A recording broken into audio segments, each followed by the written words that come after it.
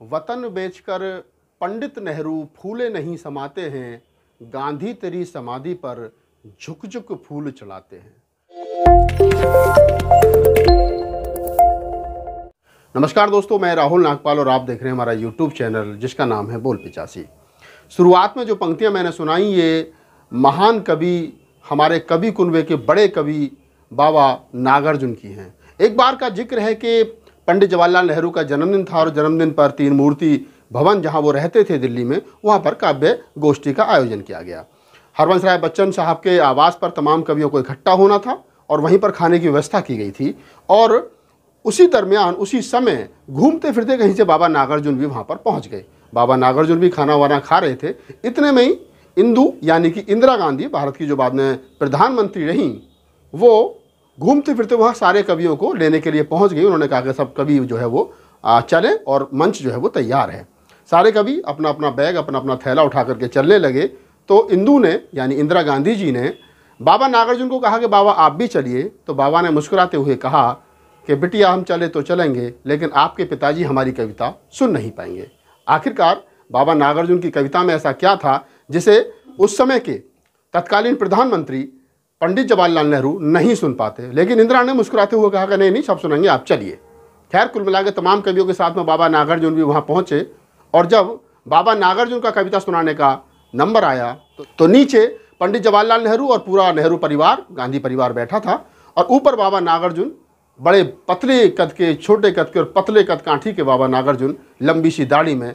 जैसे ही पंडित जवाहरलाल नेहरू की आंखों से आंख उन्होंने मिलाई तो ये पंक्तियां जो मैंने शुरू में पढ़ी, वो पंक्तियां बाबा नागार्जुन ने सुना दी और लोग हक्का वक्का रह गए और नीचे बैठ करके पंडित जी भी तालियां बजा रहे थे। अब आप सोचिए कि उस समय का जो माहौल रहा होगा, जो दृश्य रहा होगा, आप इमेजिन करिए उस दृश्य को कि क्या तो सुनाने वाले का जिगर था और क्या सुनने वाले की हिम्मत थी। आज के दौर में अगर कोई कवि कोई रचना सुना दे तो शायद उसको नोटिस थमा दिया जाए और उसको जेल में डाल दिया जाए। आज के दौर में जब नेहा राठौर जैसी एक कवित्री, एक गायिका, भोजपुरी की गायिका ये गाना गा देती हो कि यूपी में काबा और काबा पर हो जाता हो बवाल, और योगी सरकार उसको थमा देती हो नोटिस और उसके पति को भी नौकरी से हाथ धोना पड़ता हो, और तो और उसको डराने की, धमकाने की कोशिश की जाती हो, तो वर्तमान की सरकारें जो एक कवि की कविता से डर जाएं, एक गायक के गीत से डर जाएं और ये कहती हों कि हम इस देश को संविधान के अकॉर्डिंग चला रहे हैं। तो मैं सबसे पहले तो नेहा राठौर को, जो कवयित्री हैं, मैंने उनको सुना, मैंने संपर्क करने की कोशिश की, मेरा संपर्क उनसे नहीं हो पाया है, लेकिन मैं कोशिश करूंगा उनसे बात भी करूं। इस वीडियो को बनाने का उद्देश्य ये था कि जब तक इस देश के अंदर ईमानदार कवि और ईमानदार पत्रकार रहेंगे तब तक इस देश की सरकारों के आंख में आंख डालकर, राज्यों की सरकारों में की आंख में आंख डालकर इस प्रकार के गीत गाए जाएंगे, इस प्रकार की कविताएं लिखी जाएंगी। सरकारें जो करना है वो सरकार कर लें। साहब कहते थे कि जिस समाज में, जिस देश में साहित्यकार और पत्रकार नहीं होते, यानी कवि और साहित्यकार, लिखने वाले और पढ़ने वाले यानी पत्रकार नहीं होते, वो सरकार, वो समाज और वो देश गूंगे के समान होता है। लेकिन जब वर्तमान समय में सरकारों को सच सुनने की आदत ना हो, सरकारों को चाहिए जिस प्रकार से देश में 1 दर्जन से भी ज़्यादा, 2 दर्जन से भी ज़्यादा टीवी चैनलों पर बैठ करके सरकार का गुणगान किया जाता हो, ऐसे में एक कवित्री नेहा राठौर आती हो और वो पूछती हो, सवाल करती हो कि यूपी में काबा और उसको नोटिस थमा दिया जाता हो, तो आप समझ सकते हैं। मैंने बाबा नागार्जुन की वो कविता स्टार्टिंग में इसलिए पढ़ी कि ताकि वर्तमान समय में जो लोग सरकार चला रहे हैं, जो राज कर रहे हैं, उनको ये पता चल सके कि जिस पंडित जवाहरलाल नेहरू को आप भला बुरा कहते हो, वो आपसे ज़्यादा संजीदा थे, वो आपसे ज़्यादा विनम्र थे और उनके अंदर हिम्मत थी कि वो सुन सकें और सुनने के बाद में सुधार कर सकें। वर्तमान समय के जो राजा हैं, वर्तमान समय में जो मुख्यमंत्री हैं, प्रधानमंत्री हैं, जो सरकार का सिस्टम है, उनको ना सुनने की आदत नहीं है और यही आदत हिटलर में भी नहीं थी, उसको भी हाँ सुनने की आदत थी। तो ये जो लोग हैं जिनको ना सुनने की आदत नहीं है, जो कहते हैं हम बहुत मजबूत हैं, हमारे प्रधानमंत्री का 56 इंच का सीना है, और जो कहते हैं कि यहाँ कानून का राज है, वो एक कवयित्री की कविता से डर जाते हो, उसके पति को नौकरी से हाथ धोना पड़ता हो और वो कहते हो कि पूर्व की सरकार जो देश में जिन्होंने 70 साल जिनको गिनवाते हैं वो लोकतांत्रिक नहीं थी, हम लोकतांत्रिक हैं। तो ये सवाल है उन लोगों से, और आप तमाम दर्शकों को ये सवाल करना चाहिए कि आप नेहा राठौर की कविता से डर जाते हो या नेहा राठौर जैसे और जो कवि हैं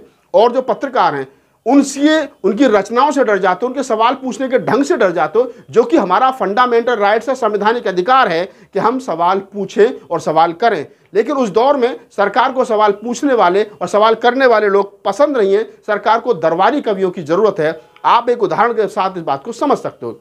वर्तमान में एक बड़ा फिल्मी दुनिया का एक बड़ा नामचीन नाम आप सब तमाम लोग जानते हैं, मनोज मुंतशिर। 4 महीने पहले, 6 महीने पहले, 1 साल पहले वो सिर्फ मनोज मुंतशिर था।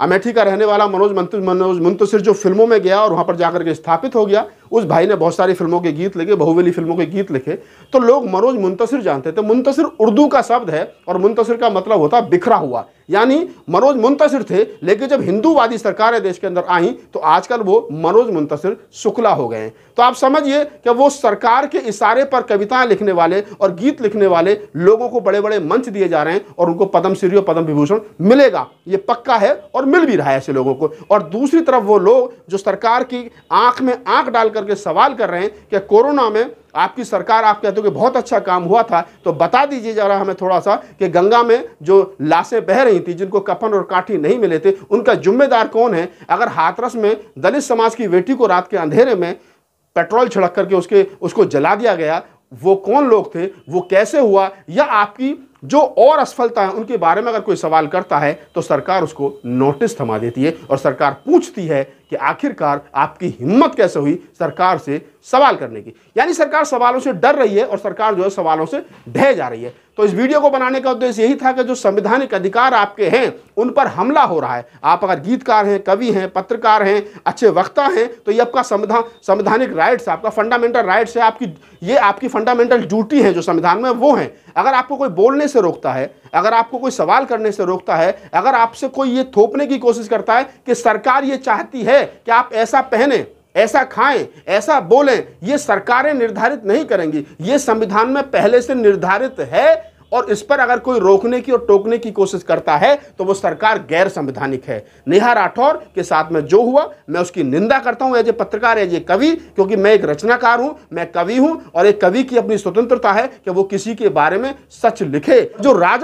जिन राजाओं को दरबारी कवियों की जरूरत है और उनके कानों को सच सुनने की आदत नहीं रह गई, सिर्फ तारीफ सुनने की आदत रह गई है, कहीं नेहा राठौर जैसी लड़की कोई निकल करके आती है तो आप समझ जाइए कि वो सरकार को खटकती है। तो अगर आपको हमारा वीडियो अच्छा लगा तो इसको लाइक कीजिए, शेयर कीजिए, कमेंट्स कीजिए। और मैं बाबा नागार्जुन को नमन करता हूं, पंडित जवाहरलाल नेहरू को नमन करता हूं कि उस समय उनको उतनी हिम्मत थी बाबा नागार्जुन को कि वो खड़े होकर के सुना रहे थे और बाबा जब सुना रहे थे तो पंडित जवाहरलाल नेहरू बैठ करके सुन रहे थे। अगर आपको हमारा वीडियो अच्छा लगा तो उसको लाइक कीजिए, शेयर कीजिए, कमेंट्स कीजिए। नए हो हमारे यूट्यूब चैनल पर तो हमें सब्सक्राइब कीजिए, घंटी वाला बटन दबाइए। और अगर फेसबुक पेज पर देख रहे हो तो हमें हमारे फेसबुक पेज को फॉलो कीजिए। धन्यवाद।